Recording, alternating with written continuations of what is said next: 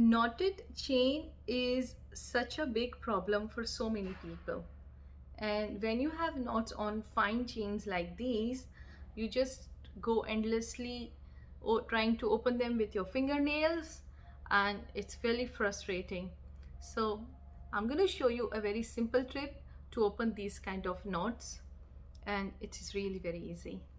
And take any two sharp pointed objects, anything like two pins, maybe a pair of toothpicks like these, or a sewing needle, anything that's got a sharp point to it, and put your chain on a flat surface, hit it slightly on the knot so that the knot loosens up slightly, and try to open it up with the tip of the needle.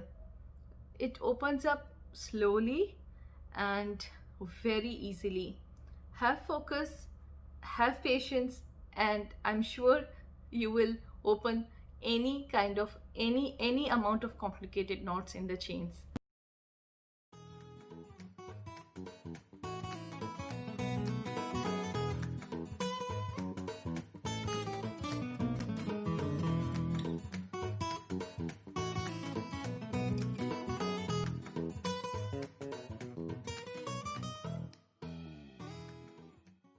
I post these videos to make your life interesting and easy.